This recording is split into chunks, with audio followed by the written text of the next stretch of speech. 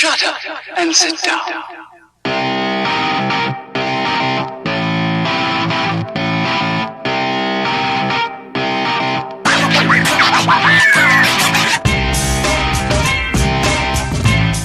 All right. This is my second try at this. Welcome into the first episode of The Skill of Chance. Pretty much a podcast and YouTube channel focused around not necessarily gambling in perspective and what you need to pick and who you need to pick, but more so giving you the pertinent information that you need to hopefully make your picks and give you more of an edge, right? And so we know when it comes to making picks, technically there's a 50-50 chance, but you know if you have the right information that there's a little bit better. You can skew the odds to help you out a little bit more. And that's kind of what I'm here to do, kind of focus all in on one place where I can give you some news and whatnot, and hopefully give you a better chance. My name is Cody. Go ahead and find me on Twitter at CTibbs81. That's CTIBBS81. That's going to be your best bet on interacting with the show. And like I said, we are on YouTube, The Skill of Chance, and iTunes and Spreaker. Actually, iTunes will probably not be right away, but we definitely are on Spreaker. If you just want to listen, go ahead and download that app, or even just go on the website and go from there.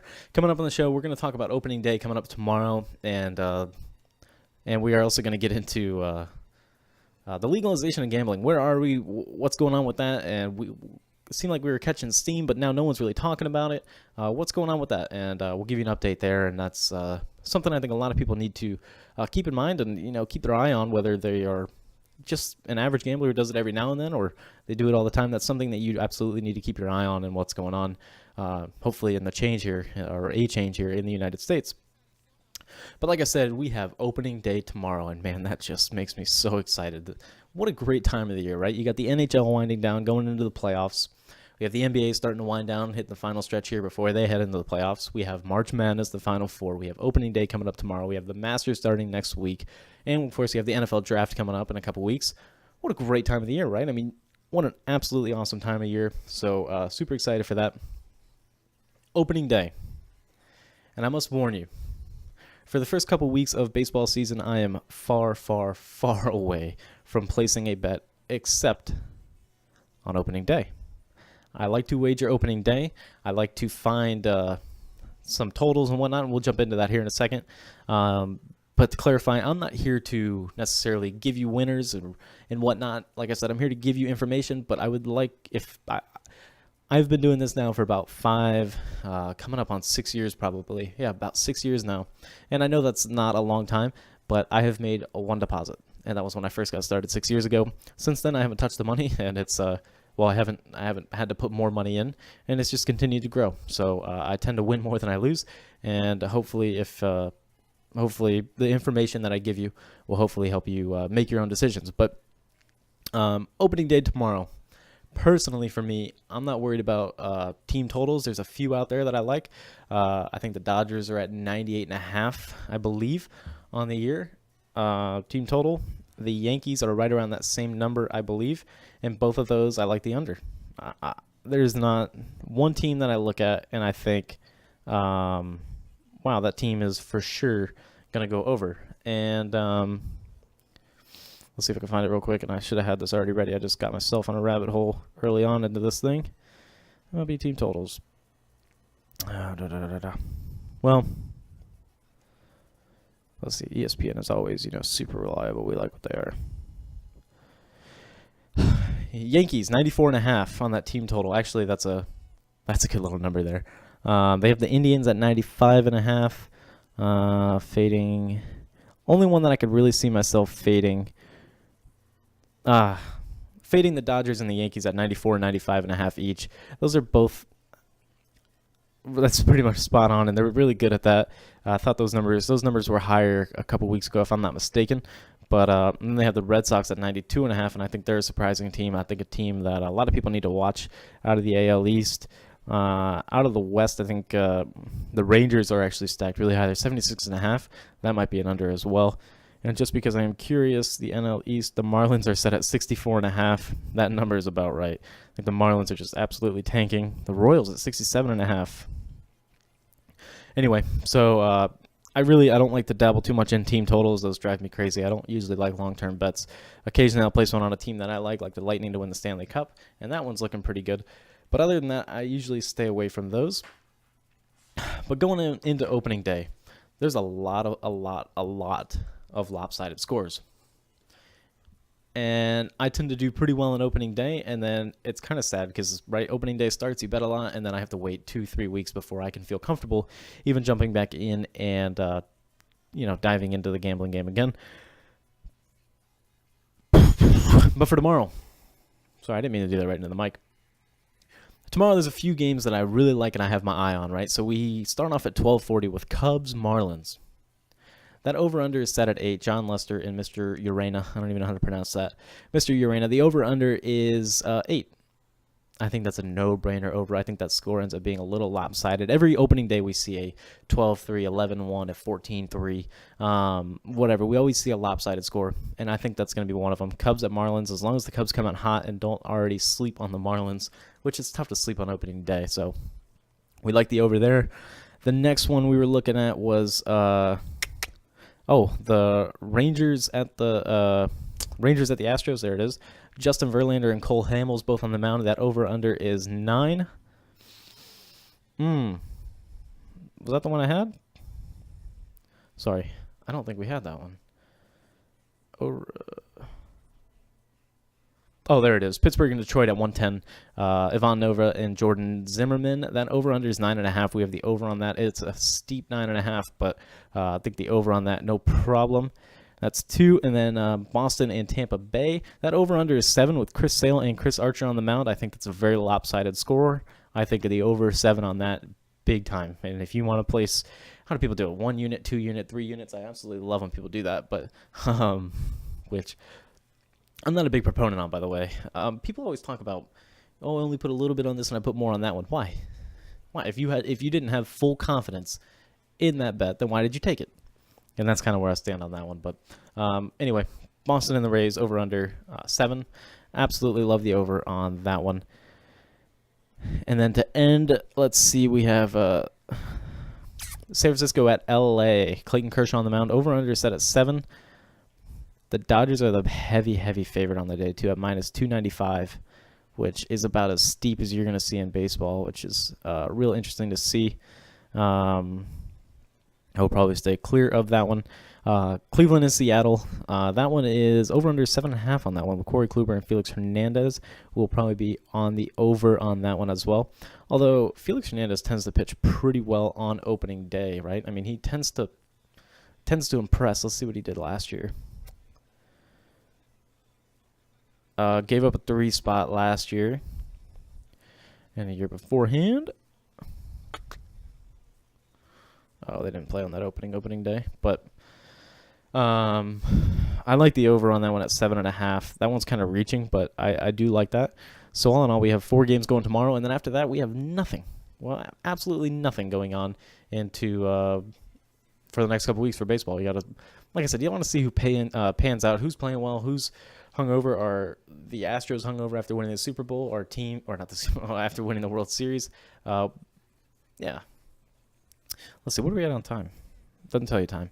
I'm trying to keep these episodes about 30 minutes long. But moving right into where we are at with the legalization of gambling, right? And a lot of people think, and a lot of friends are, what's the big deal? Who cares what you already have it on your phone, blah, blah, blah. Well, I mean, it's the same as any cause, right?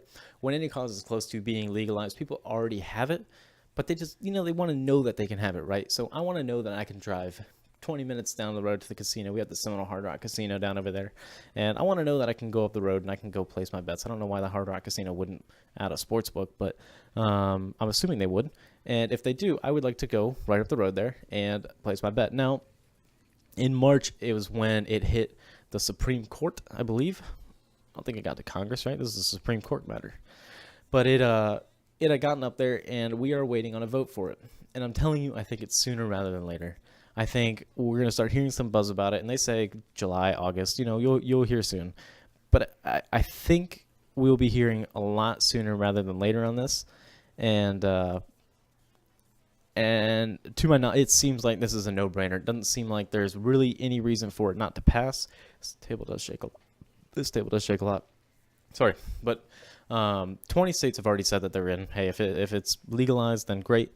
And the states that haven't are already planning for it to be, right? So West Virginia, Florida, Georgia, North Carolina, and a couple others, California, I believe, have all sent in their bill to the state for when it does get legalized to open up their sports books immediately to start generating revenue. This is an automatic revenue stream for all states, all cities, or whatever it is, whatever it comes down to. It'll probably be a state managed thing. I don't know why it would be a city or a county managed thing, but 20 states are already in, and there's no reason that the rest of them won't be, barring Nevada, right? Nevada's the one that's already all in, or Vegas, I guess, is the one that's already all in. But there's no reason for it not to be legalized. So I think we are taking steps. I think we'll be there sooner rather than later, and we'll be there. So, and that's it on that. And then last but not least, we have the Masters coming up next week, and Masters week is the best. If you can fall asleep on that Friday afternoon or that Saturday afternoon to whomever calling the Masters, Jim Nantz or whomever it might be, oh, what a great feeling it is. And then Sunday, there's nothing like it when it comes down to the wire. You're watching epic collapses like, was it Jordan Spieth last year or 2 years ago, who was in contention and just absolutely fell apart. We are right around the corner. Now, my only issue, and I don't tend to bet golf in a sense of who's going to win. I don't like doing that because you're basically picking one man against 60. Is that what it is? 60 people? Even if it is Tiger Woods, even if it is one Tiger Eldrick Woods or Eldrick Tiger Woods, I will never, I don't think I ever have placed a bet on someone, unless it was for fun, I might have, but nothing too serious. Oh. But the big one is Tiger Woods at 9-1, right? Of course, everyone has Tiger Woods 9-1. Realistically, he should be middle of the pack with Jordan Spieth at about 14-1 with how he's played lately. And just because his name is Tiger Woods, he will be 9-1. Followed by Dustin Johnson, Justin Thomas, and Rory, all at 10-1. Justin Rose at 12-1. Spieth at 14-1. Phil Mickelson and Bubba Watson at 16-1. And Jason Day at 16-1. An interesting one with good odds would be one Hideki Matsuyama at 30-1. Patrick Reed at 40-1, who has played pretty well. He just won the Valspar, right? I think he was the guy who won the Valspar here. And then, of course, Rory, who always seems to get up, and Bubba, just coming off a win, is always one to watch. So minus Tiger Woods, who, don't hear me wrong, I love one Tiger Woods, but him at 9-1 is just a little too steep for me, and he's not one that, I don't think he'd be one that I would toss in my package. You know what I'm saying? So I usually put a little package together on picks. So I would probably put a Bubba Watson, Jason Day, Hideki Matsuyama, and a Patrick Reed in there. Put a little bit on each of them and then hope for the best. But again, I don't like doing too much when it comes to golf. It's too hit or miss. Now matchups are a whole other thing, but I won't dive too much into that until Masters actually rolls around. But when you can get into matchups, that is a lot of fun. And I'm not talking DraftKings, which I am a fan of. I do like the DraftKings, but when you can bet, will this guy beat this guy?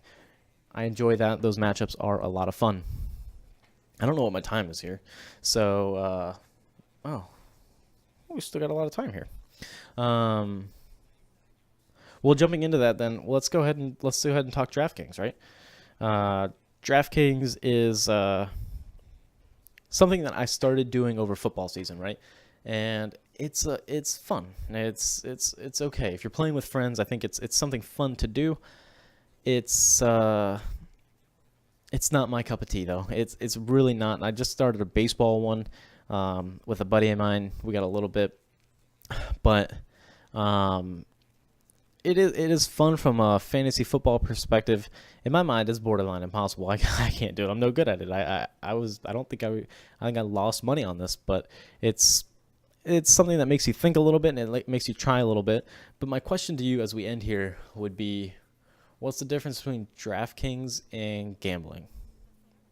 Right? Why is DraftKings so widely accepted, but going to place money on a team to win not? Because you're putting money on Giancarlo Stanton to play well, right? He happens to be on the team that I picked or put together for DraftKings. But you're banking on Aaron Rodgers on having a good week, right? So why is that so widely accepted? But placing a bet on who's going to win or an outcome of a game, why is that not so widely accepted? And I think that's something you need to think about a little bit, because it's going to go one way or another in my mind. If we get the legalization of the gambling, then great. But if we don't, I think there's a chance that they come after DraftKings and FanDuel and WinView or Winsided, Fansided, WinView, the name of the other one. Because it's basically the same thing, and I believe it's actually already outlawed in Massachusetts, right? I don't think you can do the DraftKings in Massachusetts. I don't really know, but I think that's not allowed in Massachusetts. So what's the difference? You're placing money on an outcome. It's the same thing. So anyway, I realize that this episode is a little bit shorter. I don't want to draw it out too much, but that is going to end it here. Coming up tomorrow, we will have your full... Well, I got to make sure this works. So I got to make sure I get on iTunes and all that. But I will have your full opening day recap. We'll have... actually be right in the middle of opening day. I will probably have it on my iPad while I'm doing this thing. And we will go over everything and how we're doing, if we're winning or we're losing, and hopefully give us an idea on how the season's going to go. And we'll go from there. Thank you for watching.